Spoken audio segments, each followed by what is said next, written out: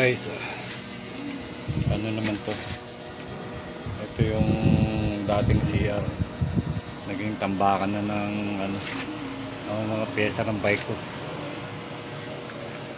Bali magtatayo ako rito ng shelves, parang patungan ng mga abubot. Ito na, umpisahan ko na. Bali dito siya, overhead, nakaganon siya, tapos parang gagawa lang ako ng release dyan, yung mga marami tayong mga putol-putol na kahoy. Ayan, unti-unti lang, kahit tayo mag-isa, half day kasi nagbabantay tayo sa gabi sa shop. Ayan, bali hanggang dito siya,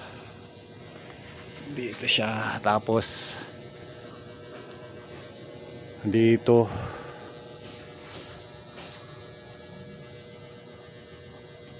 unti-unti lang. Ang susunod kong gagawin yung babaksakan ng doon, 2x2. Ayan, makakatapos din, unti-unti lang. Okay guys, balikan ko kayo mamaya pagka may natapos na tayo. And guys, update, medyo na itayo na natin kahapon, inabot tayo ng gabi. Ayan, medyo siya, ito yung magiging ayan magiging lagayan ko ng mga gamit para hindi nakakalat. Medyo ang ating mga gawa kasi wala tayong practice sa pagiging karpintero, kaya ganyan. Basta mahalaga matibay, hindi basta-basta babaksak. Yun lang naman ang importante sa lahat. Ayan, mga gamit natin, yung mga ang dami natin gamit para mailagay lahat. Ito mga tagpi-tagping mga pinagtabasa ng mga sobrang plywood. Yan, hanggang doon. Ito pa yung tinatapos natin. Ayan,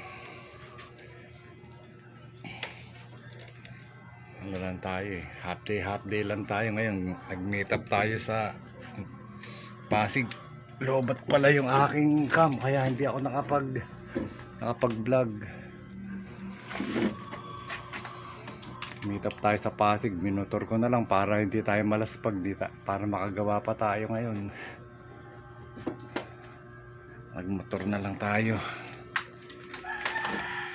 Sige guys, medyo hindi pa organized, tayo lang kasi mag-isa. Sige guys, update ulit tayo. And guys, natapos na. Naikarga ko na tong ibang pyesa natin. Pero iba rito, bebenta ko pa wala lang oras pa. Pambenta talaga yung iba, kaso hindi pa nasikaso. Marami pa tayong parts, mga bike bag, dami pang bike bag na pambenta. Yan, natapos ko na. Kaya naman ako, sumampa ako dyan kanina, pinako ko, kaya naman ako kahit na paano. Ayan,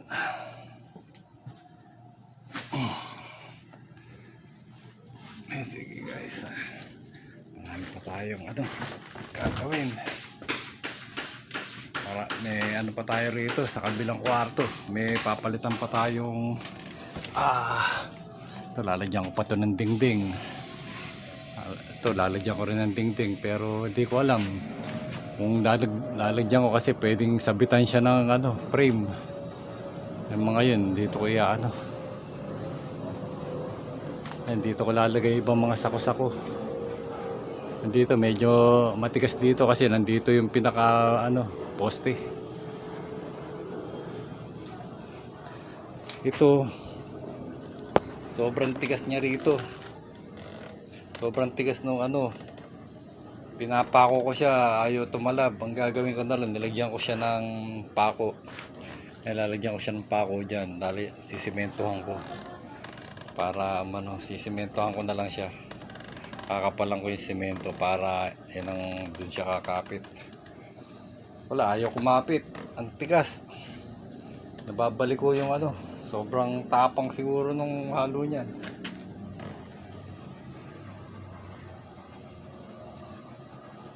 Kahit tayo ganito lang kahit paano nakatapos. Mga scrap na ano na plywood, scrap na kahoy. Nakabuo tayo. Itaas lang. Kailangan talaga na hagdan. Buti nakagawa ako na hagdan. Sige guys. Dito na lang muna.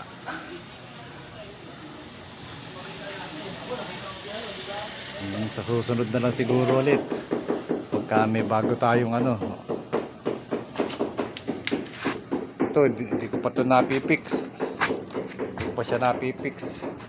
Mag-ano muna tayo ngayon. Maghahawan muna tayo para lumuwag dito. Sige guys, hanggang sa susunod na lang. Sige, salamat.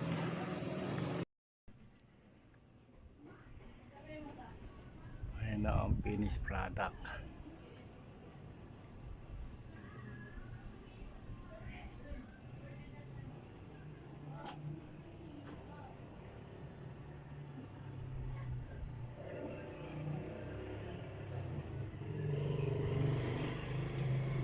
Pinturahan ko na nanayak na natin lahat yung mga rims ko, mga bike parts nandun na sa likod.